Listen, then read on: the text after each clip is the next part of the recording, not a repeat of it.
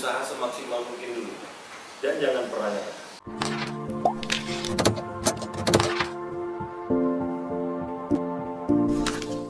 Oke guys, balik lagi sama gua Arnold Rubiansa di my YouTube channel. Kali ini gua kedatangan bintang tamu. Bisa dibilang dia udah oke lah dalam usaha guys. Jadi yang di samping gue ini seorang pengusaha top lah di bidang jual beli mobil bekas. Dia ini punya mobil sekitar 20 stoknya. Mobilnya itu banyak, berbagai merek lah ya. Sekarang beliau udah top lah, udah di Bekasi namanya udah hebat. Ya, gue kenalin dulu guys. Ini namanya Pak Faisal. Iya, gue Faisal cuy. Ya, Faisal Imron. Kalau lu ke Bekasi, lu mau beli mobil yang murah berkualitas, cuma di sini. Iya. Gue sekali iklan itu. Iya. Ownernya keren ya kan, mobilnya keren. Iya. Handphonenya nggak sanggup cuy. Handphonenya aduh, gila. Handphone apa men? Iya, Gue coba. masih pakai telepon kartu. Gimana nih, Bang Faisal? Iya. Kabar? Alhamdulillah baik gue. Alhamdulillah baik. Ibu-ibu sehat? Alhamdulillah sehat semua ya. Iya. Kemarin beliau ini habis kena ini ya musibah ya. Iya. Sakit ya? Sempat gue kena positif COVID men. Satu keluarga tuh gue. Satu keluarga. Tapi alhamdulillah sih semuanya oke sekarang. Jadi nggak ada masalah lagi gitu. Alhamdulillah. Mas Faisal, Yes. gimana sih nih? Mas Faisal sekarang udah saya lihat, saya mampir ke sini udah showroomnya udah gede, stoknya Udah banyak. nyempil. Pak, parkir motor gua aja guys, itu nyempit guys. Dulu gua semua dia ke showroom dia, kosong banget, cuma dua. Dulu gua udah naik Mercy, dia masih naik apa ya? Naik apa? Mobil Jepang gua. Mobil Jepang. Exover. Sekarang begitu gua naik motor dia udah naik Mercy ya. Anjir. Iya. Keren habis. Mas Faisal, gimana sih nih awal karirnya nih? Kita mulai dari mana nih awal karir gua? Dari mulai gua kerja ya. Kerja. Dulu beliau kerja ya.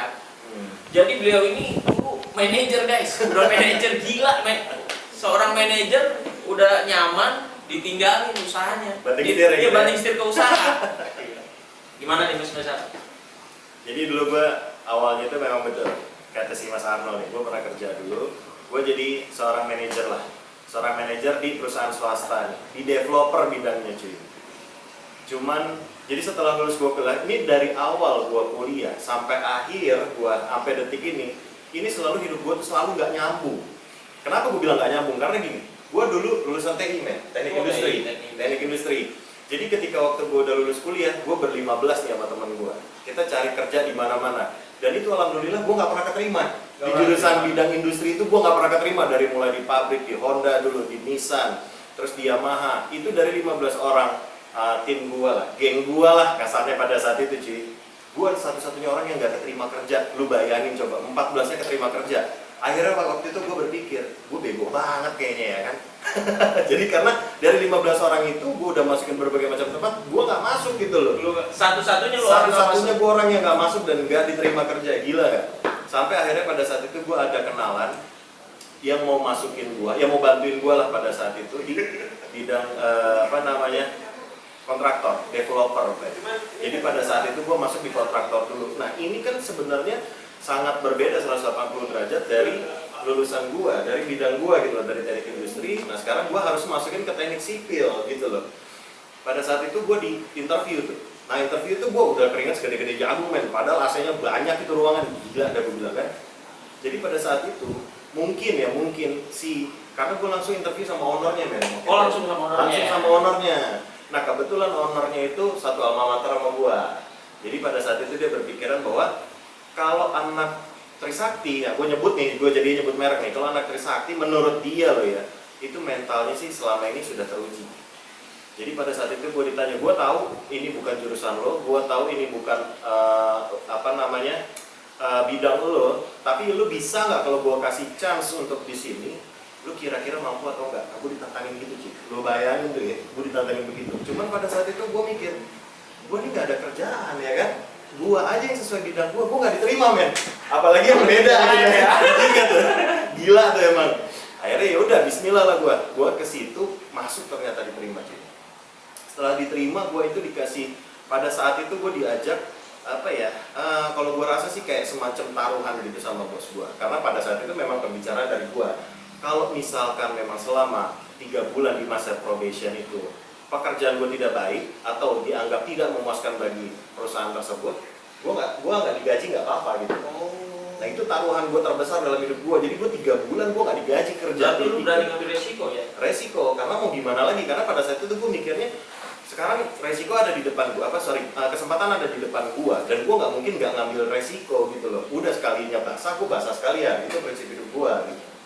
Akhirnya gue masuklah di situ 3 bulan, tapi alhamdulillah hasilnya sih memuaskan. Di bulan ketiga gue langsung diturunin gaji gue full dari bulan pertama ke bulan ketiga, dan gue dikontrak 2 tahun ke depan ya, sama perusahaan itu gitu. Ya kurang lebih begitulah. Top banget. Mas Faisal gimana sih? Kalau sekarang Mas Faisal kan dulu sedih cuy. Dulu sedih. Dulu kan manajer. Iya. Kenapa sih Mas Faisal bisa berpikiran untuk usaha? Gitu ya. Jadi kalau dulu gua memang dari zaman gua kecil, terus zaman gua kuliah, itu doktrin gua cuma satu. Ini dari keluarga gua dulu ya. Gua itu dilihat hebat bukan gua kerja di mana cuy. Bukan perusahaan apa yang gua masukin, itu bukan. Tapi gua itu selalu ditanya sama orang tua gua, lo hebat kalau sudah bisa mempekerjakan orang. Jadi keluarga gua tuh selalu bertanya gitu loh. Gua pengen nanya nih sama lo, ini orang tua gua nih pada saat itu, mau lo manajer, mau lo direktur, menurut kita lo biasa aja, tapi menjadi luar biasa kalau memang someday lo bisa mempekerjakan ratusan orang, lo mempekerjakan puluhan orang.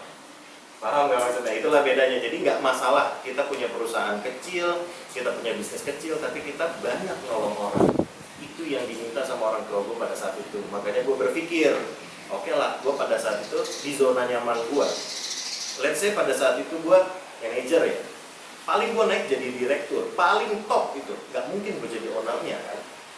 Itu terlalu jauh. Makanya gue berpikir, ngapain juga gue jadi ikan teri di lautan? Kalau gue berpikirnya begitu, mendingan gue jadi ikan lumba-lumba di kolam gitu, karena gue yang paling gede di situ kan gitu. Oh iya. Paham ya maksud gue ya? Paham. Jadi intinya seperti itu gitu loh. Jadi gue berpikir pada saat itu, kalau si ikan teri di lautan hilanglah 1 atau 2 ikan teri, siapa yang mau itu? Nggak ada sih. Apakah laut kehilangan? Enggak. Tapi kalau di kolam itu cuma ada 1 atau 2 lumba-lumba dan nggak ada tiba-tiba ikan itu hilang, itu pasti ngerasa kehilangan karena jelas-jelas kelihatan gitu loh. Iya. Itulah prinsip hidup gua gitu loh. Makanya gua banding setir nih waktu itu. Memang sebelumnya gua udah usaha mobil sih. Sebelumnya udah ada usaha mobil, tapi memang gua tidak concern ke situ. Laku syukur, nggak laku it's okay kalau gua gitu. Aku syukur nggak aku dipakai ya. Dipakai betul dipakai. Kurang lebih gitu. Berapa sih Bang Faisal modalnya nih awal mula usaha? Awal mula usaha ini gua di. Kenapa juga harus mobil yang dipilih untuk usaha? Nah itu ada lagi cerita lebih menarik men dibandingkan dengan cerita pada saat zaman gue kerja. Jadi realnya itu awalnya gue ini bukan ada keturunan pengusaha, gue ini bukan ada darah bisnis, itu sama sekali nggak ada. Sama sekali nggak ada. Karena orang tua gue ini, bokap nyokap gue tuh memang pekerja biasa, karyawan swasta. Cuman pada saat itu di umur gue SMP, let's say sekitar tahun-tahun 2000-an, ini bokap gue ceritanya meninggal. Gue SMP sampai lulus, gue masuk SMA, dan pada saat itu gue berpikir, kalau misalnya gue hidup dengan, ya let's say adalah sedikit peninggalan dari bokap pada saat itu kan, itu habisnya berapa lama sih kalau gue konsumtif ya, gue pakai terus, itu kan nggak akan lama. Jadi gue berpikir gimana caranya gue bisa struggle, gue menyambung hidup. Karena apa yang jadi peninggalan ini tuh bisa benar-benar dimanfaatkan dengan baik dan menyambung hidup orang tua gua, adik gua, diri gua sendiri pada saat itu gua mikirnya. Jadi di saat tahun 2003 ya waktu gua SMA, itu gua mulai dari kecil-kecil dulu nih Nol. Dari kecil-kecil. Jadi gua nggak langsung dagang pada saat itu, beda lah dengan pengusaha-pengusaha sekarang yang memang mungkin orang tuanya ada modal gitu kan, dikasih modal atau mungkin pinjaman di bank gitu ya, nerusin usahanya atau nerusin usaha keluarga atau orang tua. gue sama sekali gak ada pikiran ke situ. Gue pada saat itu memang dari awal, dari kecil tuh gue suka mobil. Awalnya gue suka mobil. Nah, waktu itu gue mulai dari calo dulu nih men. Jadi gue jadi calo dulu. Calo itu makelar ya? Makelar mobil. Jadi kita nyari-nyariin info, kita datangin ke showroom, kita ada info mobil apa dan kita tawarin. Jadi kalau misalkan memang ada transaksi kan kita dapat komisi. Oh, dapat komisi ya? Dapat komisi, makanya itu Paling dari SMA. Kecil paling besar berapa? Paling besar sih relatif ya, gue bisa waktu itu pernah dapat sekitar 5 juta, 10 juta pun gue pernah dapat ya, itu hanya untuk komisi. Kalau paling kecil sih pahit men. mungkin pernah ada yang 50.000, 100.000 tuh pernah, karena pada saat itu gue masih sekolah kan. Gitu, jadi gue nggak terlalu masalah, yang penting gue bisa bayar sekolah, gue bisa bantu nyokap gue sedikit-sedikit sih, kurang lebih gitu. Berarti guys, dia dari SMK aja udah berjalan sendiri ya? Berjuang sendiri, benar. Gue udah berjuang sendiri waktu SMA. Gitu. Kenapa lu punya pikiran seperti itu waktu SMA? Padahal kalau kita zaman SMA ya, apalagi untuk zaman sekarang, selalu disuguhin sama orang tua, benar-benar orang tua. Iya. Ya karena balik lagi men, gue ngerasa orang Indonesia itu sebenarnya kita, apalagi kalau sudah kebentur masalah perut nih. Karena pada saat itu gue berpikiran kalau lifestyle gue seperti teman-teman gue yang lain, gue nggak mampu jujur, karena gue memang bukan anak orang kaya. Jadi apapun dan sesuatu hal yang mau gue miliki itu gue harus berusaha, gitu loh. Jadi pada saat itu, dan karena memang basically bokap gue sudah nggak ada, mau tidak mau, siap gak siap gue harus jadi kepala keluarga nih di umur gue yang masih muda pada saat itu. Jadi ya kita mulailah coba usaha apa yang halal gitu. Jadi waktu SMA masih sibuk gue mau nongkrong di mana, itu gue udah baca koran men. Gue ngelihat itu info mobil apa yang bisa gue tawarin kan gitu kan. Jadi gak ada sama sekali di hidup gue pada saat itu main kemana. Kalaupun main kemana-mana gue beli pos kota pada saat itu. Karena beda cuy. Di zaman sekarang itu orang kalau mau nyari mobil, lu bisa buka OLX, lu bisa buka internet, lu bisa semua sosmed itu ada. Dan semua orang jual itu bisa di berbagai macam sosmed. Pada zaman dulu tidak ada. Kalau lu mau cari mobil, lu beli koran pos kota. Itu lu baca dari awal sampai akhir, kan begitu. Itulah suka dukanya zaman dulu. Belum lagi kita handphone semudah sekarang, bisa foto lewat WhatsApp, bisa lewat Line, kan gitu. Kalau zaman dulu tuh gak ada sih. Jadi lu mesti baca pos kota, ketika lu jalan, memastikan unit itu ada, bagus atau tidak, itu lu udah gambling. Karena nggak ada foto yang bisa dikirim. Jadi kita jauh-jauh datang ke sana ternyata mobilnya jelek. Kita jauh-jauh datang ke sana katanya BPKB-nya nggak ada. Itulah suka dukanya gue dulu tuh. Gitu sih. Gue aja zaman SMA masih banyak nongkrong. Iya, zaman SMA udah buka koran, udah kemana-mana. Iya, kurang lebih gitu. Kurang lebih sih gitu. Mas Pesa, dalam hidup kan kita ada titik terendahnya. Iya. Dengar-dengar waktu itu ibu kena musibah, utang 1,6 M. Iya, ditipu tuh. Ditipu ya. Benar. Jadi pas kisahnya itu pas gua lepas SMA. Lepas SMA nih gua udah mulai ada pegangan uang sedikit-sedikit dari hasil gua jadi makelar, jadi calo itu. Terus pas gue masuk kuliah, ini nyokap gue, makanya ini jadi pembelajaran buat gue. Sebetulnya tidak ada bisnis yang bisa bikin orang tuh benar-benar meroket dalam jangka waktu singkat. Itu bisa dipastikan bohong, apalagi kita tidak keluar keringat. Itulah prinsip hidup gue, makanya gue lebih baik dikasih cangkul, gue suruh nyangkul sawah dan gue dibayar daripada gue cuma duduk. Terus gue dikasih tahu dan diimpi-impikan sama orang tuh nanti lo akan dapat uang gede kalau lo punya modal segini lo kasih ke gue gitu loh. Pada saat itu nyokap gue ini ada bisnis trading ya kalau nggak salah pada saat itu di tahun-tahun 2000, let's say 2006 2007 deh. Itu ada trading saham cuy. Jadi nyokap gue ini ngumpulin uangnya dia, pakai uang saudara gue juga, family keluarga besar gue lah intinya gitu. Ada uang relasinya dia. Bulan pertama, bulan kedua, ketiga ini bener men. Jadi bener dapat penghasilan itu kurang lebih 20-25% dari modal yang lo tanam. Gede juga ya. Nah itu buat kalian semua tuh. Jadi mesti dicurigain kalau ada orang yang bisa menjanjikan profitnya itu besar dan di luar nalar lah 25% dari modal itu 1 bulan cuy. Nggak normal ya. Nggak normal, itu udah tidak wajar. Bulan pertama, bulan kedua, bulan ketiga itu oke, sampai intinya total yang dipegang uang nyokap gue itu ada kurang lebih 1,6 miliar dari uang berbagai orang ini.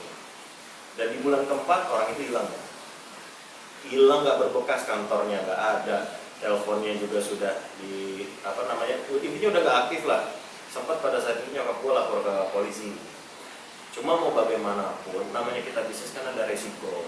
Jadi pada saat itu nyokap gue diminta tanggung jawab oleh orang yang punya uang ini loh, jadi termasuk keluarga gue, teman-temannya gitu.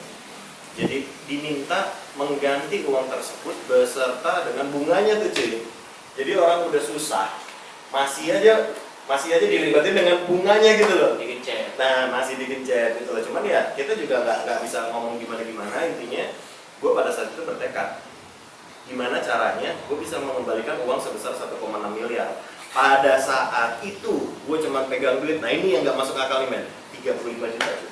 35 juta. 35 juta. Gue harus nanggung utang 1,6 miliar tanpa gue punya pekerjaan, tanpa gue punya usaha, tanpa gue punya aset untuk dijual.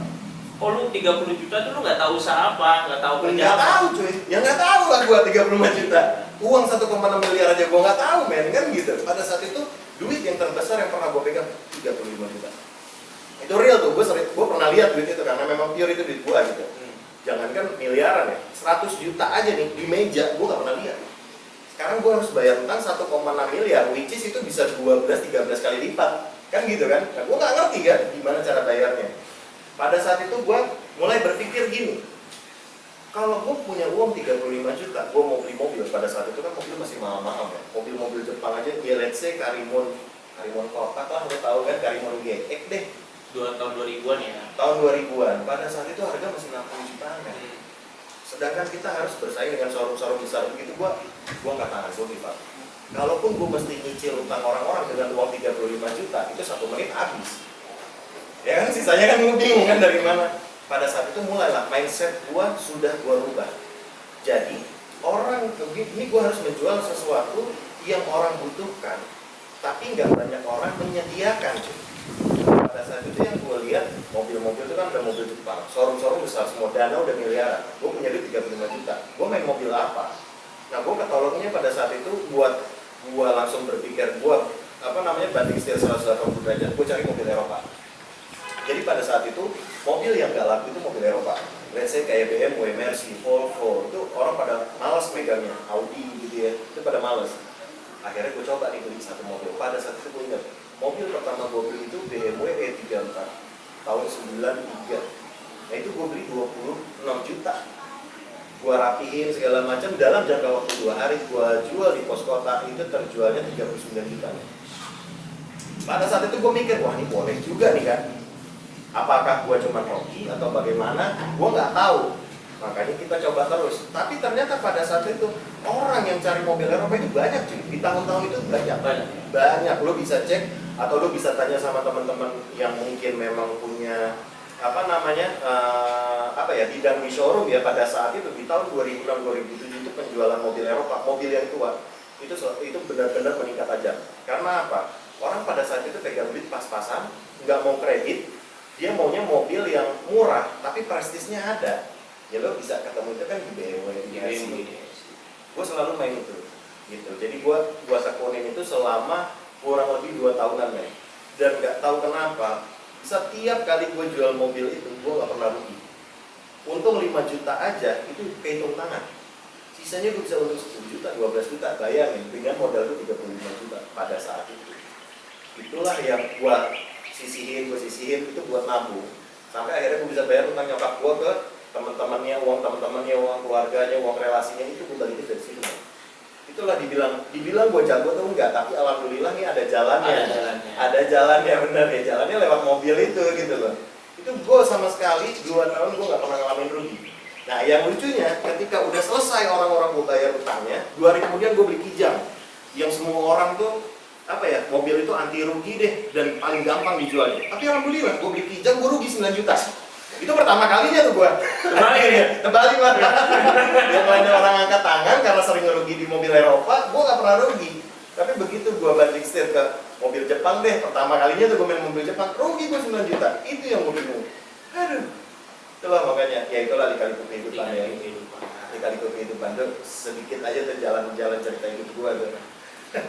Tapi Bang Faisal, Ya, Bang Faisal, momen-momen apa sih yang paling menyedihkan banget dalam hidup? momen-momen yang menyedihkan, Paling berkesan lah. paling berkesan. Kayaknya lu salah nanya gitu, men. Hampir semua hidup gua tuh sebenarnya awalnya sedih. Salah gitu. Salah nanyanya. Ini podcast bisa 2 hari nih kayak gini, nih. Sedih mulu gua nanya. Yang benar-benar sedih tuh, gua pernah di satu titik cuy. Ini yang sampai sekarang tuh kalau gua apa ya, gua kepikiran, gua flashback ke situ kadang sih kalau malam tuh, gua masih suka sedih, gua nangis sendiri gitu loh cuy. Kalau waktu nyokap gua kelibat utang, itu sih gua nggak terlalu sedih cuy.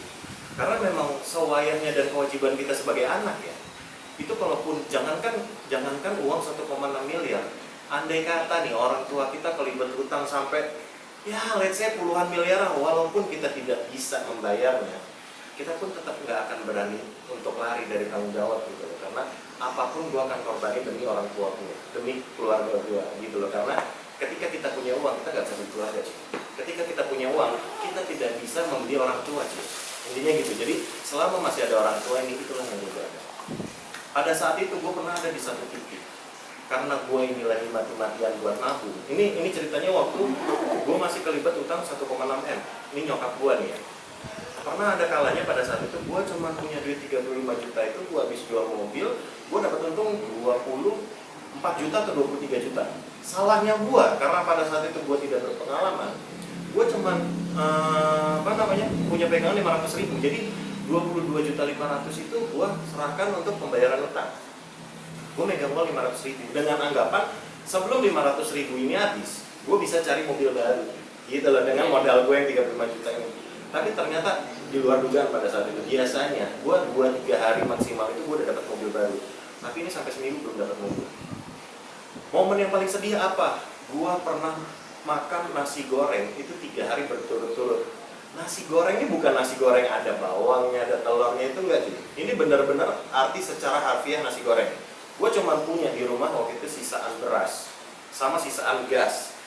Jadi kalau gue makan nasi putih itu kan nggak enak. Jadi nasi putih itu gue goreng cuy. Gue goreng nggak pakai bumbu, nggak pakai kecap, apalagi telur. Gue nggak ada duit lagi buat beli telur kan. Habis udah duit gue. Jadi selama 3 hari itu yang bikin mental gue pada saat itu down. Kalau gue hidup susah, insya Allah gue sanggup. Tapi gue tidak pernah sanggup menyeret orang tua gue, menyeret adik gue. Ya, gue jadi sedih anjing. Kita ganti bahasan kalau itu. Ya intinya begitulah. Mana nih Bang Faisal? Tadi untuk lo ya yang sekarang berada di titik terendah, lo nggak boleh nyerah. Jangan pernah nyerah. Usaha lo itu wajib, tapi memang gak wajib berhasil ya. Intinya lo berhasil. berusaha semaksimal mungkin dulu, dan jangan pernah nyerah. Intinya kalau saran gue seperti itu gitu. Karena gue udah pernah ngerasain di titik itu, tanpa ada seorang pun yang nolong gue, tanpa ada seorang pun yang mau peduli dengan gue gitu. Satu orang pun alhamdulillah gak ada yang nolong gue. Pada saat itu begitu. Makanya waktu itu gue pernah berjanji nih dalam diri gue, kalau nanti suatu saat gue ini punya kelonggaran lah, maksudnya usaha gue sukses atau berhasil gitu, gue harus nolong orang sebanyak mungkin. Karena gue nggak mau ngerasain orang-orang di saat titik terendah gue pada saat itu gitu loh. Itu benar-benar gak ada yang peduli, nanya pun enggak gitu loh. Kita benar-benar maksudnya usaha yang halal, tapi semua orang tuh gak ada yang percaya sama kita. Dulu setiap kali gue tawarin mobil, itu orang mindsetnya, lo kan orang baru, apalagi lo kan anak sekolah, lo tahu apa gitu, atau lo masih kuliah, lo tahu apa gitu. Padahal nggak semuanya sih. Memang mungkin kalau dibilang umur, secara pengalaman kita jauh di bawah, tapi tidak berarti apa yang kita tawarkan itu salah, gitu loh. Jadi mulai dari saat itu, gue membangun kepercayaan, gue membangun nama baik gue, showroom gue, gitu sampai akhirnya sekarang alhamdulillah orang pada tahu showroom gue itu. mulai awal buka showroom tahun berapa Bang Faisal? Gua buka showroom itu di tahun 2010. 2010. Benar-benar buka showroom. Jadi sebelumnya walaupun gue main mobil, gue masih di rumah cuy. Beli 1, beli 2 gitu. Tapi di tahun 2010 gue udah mengkhususkan diri gue punya showroom. Tapi gue masih posisi kerja nih. Gitu, kerja dan kuliah. Jadi pada saat itu gue lulus kuliah itu di tahun 2012 gitu. Jadi pada saat kuliah pun gue udah punya showroom, tapi yang megang bukan gue. Jadi gue percayakan ada pada saat itu saudara gue gitu barang lebih. Cuman memang tidak bisa apa ya, tidak bisa maksimal selama kita tidak terjun secara langsung. Itu saran gue. Jadi kalau lu mau punya bisnis, lu harus terjun secara langsung cuy. Apapun itu, dan itu bukan jadi alasan bahwa lu ada orang yang dipercayakan lah, lu ada orang beginilah, lu harus terjun secara langsung. Jadi dari situ lu bisa dapat ilmunya, kurang lebih begitu. Ini guru gua guys. Kita ini berkawan udah ada 10 tahun. Cuman cekcoknya juga banyak. Seleknya juga banyak. Berselisih juga, paham juga banyak. Iya. Biasa tuh kalau biasa. Kalau di lapangan dalam pergaulan tuh cekcok tuh biasa. Cekcok itu biasa. Bahkan klub satu motor, klub motor juga. Iya. Ya sama. Mas Faisal sekarang ini udah alhamdulillah. Alhamdulillah. Ibu sehat, Ya, itu keluarga yang sehat, betul. ya kan? Showroom alhamdulillah sekarang udah naik, dan namanya aja sekali FSL Mobilino itu orang udah pada kenal semua. Mungkin beliau tidak kenal itu orang, tapi dia itu kenal beliau. Berarti kalau bisa dibilang Bang Faisal ini dulu mungkin diremehkan. Wajar itu, karena orang belum kenal kan. Belum kenal. Iya. Tapi beliau ini gue salutnya kalau sama ibunya bersikapnya sangat luar biasa, membela kepada orang tua. Kalau itu memang wajib cuy. Wajib. Kebanyakan orang wajib. sekarang terbalik gitu ya kan. Iya. Kalau dia berkomitmennya tinggi banget sama orang tua. Gue salut di situ. Iya. Untuk sekarang kalau boleh tahu omset per bulannya berapa sih Mas Faisal? Omset per bulan gua ya. Dari waktu itu omsetnya 12 juta, 10 juta. Dulu waktu masih satuan. Iya. Satuan mobil. Sekarang kan udah buka showroom udah. Unitnya udah banyak. Omset per bulannya berapa sih kalau boleh tahu sekarang? Omset per bulan gua sih sebenarnya nggak terlalu besar ya men, nggak kayak pengusaha yang miliaran ya. Tapi untuk showroom di sini aja, ya tadi kan lu lihat ya unitnya, paling kita ada di angka 400 sampai 500 juta omsetnya. Udah 35 juta. Sebenarnya ini nggak berlaku cuma buat gua, Tapi dia pernah loh, pernah jebur juga. Modal 150 juta. Dulu bareng gua. Tahun depannya habis men. Duit ya? Habis Kan? Duit dia habis itu habis juga. Sekarang lo banting setir. Sekarang gua banting setir. Biasa kayak gitu. Yang namanya usaha itu untung rugi itu memang jadi resiko kita. Nah cuman yang gua bingung kenapa dulu gua nggak pernah rugi, sekarang rugi. Iya.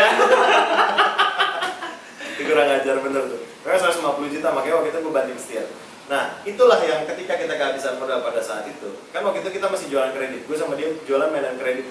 Memang untung kita kan gede profitnya, tapi kan di satu sisi pengeluaran kita berjalan terus. Jangka waktunya lama dari mulai kita proses kredit sampai pencairan ya. Itu kan selama itu kita nunggu mungkin sekitar 7 sampai 10 hari. 10 hari. Pada saat itu kalau modal kita pas-pasan pasti habis karena operasional kita berjalan terus. Beliau ini salah satu yang bisa dibilang jual mobilnya ini ke pedagang-pedagang ya. Iya. Itu makanya gue bilang gue merubah mindset gue. Jadi pada saat itu ketika kita kehabisan modal, kalaupun gue punya modal lagi dan gue juga mengikuti dengan cara gue yang lama, itu ada kemungkinan lagi gue untuk gagal gitu. Jadi gue udah capek deh, gue nyari orang, nyari pembeli itu gue udah capek sebenarnya. Pada saat itu ya gue mikir, gue pengennya, ini waktu itu pemikiran gue agak sedikit muluk-muluk, duit gue gak banyak, gue pengennya orang tuh tahu gue pengennya orang tuh yang nyari gue gitu. Kan lucu kan pada saat itu kan? Gak masuk akal. Gak masuk akal. Gue cerita sama teman-teman gue, lu gila, emang lu jualan apaan kan gitu kan? Tapi gue berpikir gini cuy, ini buat orang-orang yang lagi belajar bisnis di luar sana ya. Jadi pada saat itu gue mikirnya, sekarang kalau kita jualan mobil, let's say di daerah gue kan sekarang di daerah Jatibening ya, ada sekitar di sini ada kurang lebih 20 sampai 30 showroom. Adalah satu orang mau beli mobil, berarti kan possibility gue atau kemungkinan gue orang itu beli sama gue 1 banding 30. Kalau dia belinya daerah Jatibening. Tapi kalau dia belinya di daerah Jakarta Timur, Jakarta Selatan, Jakarta Barat, berarti hancurlah udah impian gue. Yeah. hilang kan kemungkinan gue pengennya siapa sih yang selalu beli mobil, ya sasaran gue showroom. Jadi gue selalu mensuplai mobil-mobil gue ini ke showroom gitu loh. Adapun pemakai atau end user yang datang ke sini itu gue anggap sebagai berkah nih, gitu. Jadi karena Bonus lah ya. bonus kurang lebih gitu. Makanya kenapa gue selalu bisa jual mobil cepat segala macam tuh dalam jangka waktu hitungan jam, setengah jam atau bahkan 10 menit gitu kan, gue baru posting udah laku. Yaitu memang gue nggak muluk-muluk, gue ngambil profit itu tidak besar cuy. Jadi dari satu mobil itu gue paling ngambil itu sekitar 1-2 juta, paling top 3 juta. Tapi yang beli pedagang, dan mereka pun pasti akan cari barang cuy. Gitu. Jadi makanya kenapa gue sekarang itu bisa meningkat tajam? Karena gue selalu mengandalkan mereka. Katakan waktu posisi COVID ya, yang kemarin COVID itu bisnis gue, tadi gue rasa gue akan gulung tikar, itu gue udah pesimis tuh. Karena kita semua belum pernah ngalamin kejadian dan pandemi seperti ini. Iya. Hampir setahun ya Mas. Hampir setahun. Tapi alhamdulillah gue berpengaruh itu di bulan pertama doang. Di bulan pertama itu gue jualan biasanya 30-40 unit, gue jualan cuma 6 unit. Tapi masih banyak showroom yang akhirnya gulung tikar, tutup usaha, dia banting Banyak banget. itu banyak banget. Dan mereka pun dalam jangka waktu 2 bulan 3 bulan ke depan sama sekali gak ada penjualan kan gitu. Jadi makanya gue bisa ngambil secara garis besar produk apapun yang kita jual, produk apapun yang kita pasarkan, selama masih di bawah harga dan jauh di bawah harga pasaran, insya Allah pasti ada kemungkinan laku. Gitu. Jadi intinya jangan nyerah aja cuy. Kita harus berpikir secara jernih lah ya. Jadi apapun yang kita terjun, makanya tadi gue bilang kita bisnis itu jangan setengah-setengah cuy.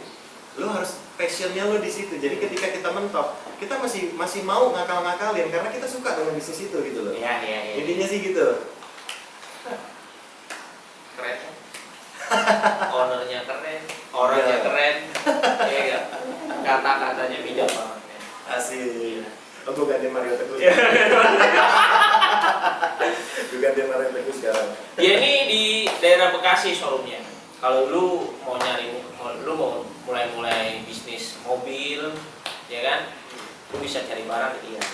Tapi banyak yang di sini. Tadi kan makanya kalau lo jalan masuk komplek banyak mobil di pinggir jalan tuh. Itu sebenarnya bukan mobil gua, tapi mobil-mobil orang daerah sini yang mau mulai belajar dagang, men. Oh. Jadi orang-orang kompleks ini awalnya kalau lewat tempat gua gitu, gua mau beli mobil gitu, gua selalu fair kan. Lo kalau beli mobil dengan harga sekian lo masih bisa jual lagi. Awalnya mereka tuh pada nggak percaya cuy.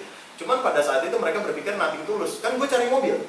Kalau memang benar omongannya si Faisal, gue masih bisa jual lagi dan dapat profit, ya berarti alhamdulillah. Tapi kalaupun enggak, karena gue datang ke tempatnya showroomnya Faisal ini kayak Faisal Mobilindo, gue nyari mobil gitu loh. Tapi ternyata mereka jalanin omongan gue dan dapat untung.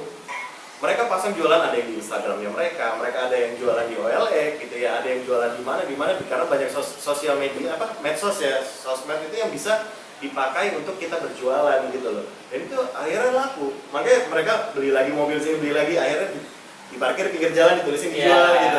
Kalau memang yang di depan showroom gua itu pure mobil gua, tapi kalau lo yang ke arah sana dan ke arah sana yang di pinggir jalan dijual itu bukan mobil gua, tapi mobil-mobil orang yang belajar sama gua. Berarti gitu. Inspirasi ya bisa nggak apa-apa. dibilang rezeki membagi rezeki ya. Membagi rezeki betul. Ya, Oke sih. ya ini tangannya tuh enteng banget guys. Bukannya pengen enteng dia main tangan gampang bukan. Ya ini sedekahnya oke lah. Ya kita memang wajib sih ya bantu orang ya karena balik lagi ke prinsip hidup gue. Pada saat zaman gue susah itu alhamdulillah gak ada yang bantu gue. Makanya sekarang posisi gue enak, alhamdulillah seperti ini ya gue anggaplah mungkin ada rezeki orang yang dititipkan lewat gue, tapi gue nggak tahu siapa orangnya. Makanya kita harus menolong orang sebanyak mungkin ya, gitu aja. Gue cerita malu mulu, sedih gue, haus deh. Gue minum dulu men. Kiranya apa nih Mas Faisal? Bumbu-bumbu untuk para pengusaha yang mungkin sedang mengalami keterpurukan sekarang atau yang baru mulai dari udah kan banyak nih ya yang bangkrut, yang sekarang pun titik terendah pun ada banyak banget. Bahkan gue lihat ada kemarin gue dengar di showroom Tambun ya, dia itu gulung tikar akhirnya bunuh diri. Saking stresnya mungkin kan bunuh diri. Ya. Cuman Mas Faisal ini apa sih yang membuat kuatnya itu, cara jitunya seperti apa sih? Buat ngakalin hati kita nih kalau lagi down. Sebenarnya gampang sih buat para pengusaha. Pertama kita nggak usah muluk-muluk deh. Buat yang masih punya orang tua, Lu kalau misalkan saat lu lagi down, lu lihat aja orang tua lu deh. Kalau bukan sama lu, mereka mau bergantung sama siapa coba? Itu yang pertama tuh sih intinya. Kedua, bagi para pengusaha yang punya karyawan, yang memang banyak orang bergantung hidup di tempat dia, lu lihat aja karyawan lu. Ketika lu down, lu nyerah, karyawan lu mau bergantung sama siapa? Itu aja, itu selalu jadi inspirasi lu setiap hari. Dan lu jangan pernah patah semangat. Lu jatuh, bangun lagi cuy. Gitu kan, lu nyungsep, lu terjun gitu kan, lu bangkit lagi. Sampai kapan? Sampai nafas lu masih nempel dan jiwa lu masih nempel di raga lu. Jangan pernah nyerah. Itu pesan gua. Dan gak akan pernah hidup lu akan selalu susah sampai mati itu gak akan pernah. Gak akan pernah. Intinya kita wajib berusaha gitu aja sih. Sorry, gue ditelepon juga terus. Iya. Ya ini 2 menit sekali ada yang telepon ya. Tapi bukan kartu kredit. Pedagang yang pesan mobil sama dia. Iya. Nah buat teman-teman juga kalau misalkan memang ada yang mungkin satu profesi ya sama gue ya, lo ngerasa atau memang lo di rumahan gitu kok jualan gue agak lama gitu, lo bisa niru cara gue sih. Dan bagi gue itu nggak masalah. Bukan saya berbagi ilmu. Kita maju sama-sama itu jauh lebih enak cuy. Daripada gue mesti sukses sendiri gitu kan. Yeah. Dan gue harap dan jangan pernah sungkan kalau ada yang mau tanya ke gue, lo bisa follow Instagram gue di FSL Mobilindo. Lo mau tanya-tanya silahkan 25 jam. Lo cuma mau sharing aja, it's okay. Kelewatan dong. Lo mau datang langsung ke FSL Mobilindo, boleh. Lo langsung aja merapat. Ketika FSL Mobilindo Jati Bening itu ada di Google Map, di Gojek pun ada semua. Lo mau kesini, kita nggak usah bicara tentang bisnis deh. Maksudnya cuma mau ngobrol say hello aja, gue seneng cuy. Gue seneng cuy. Itu selalu open house buat lo semua. Oke? Gitu cuy. Thank you nih. Sama-sama. Waktunya. Thank you. Ini orang keren banget.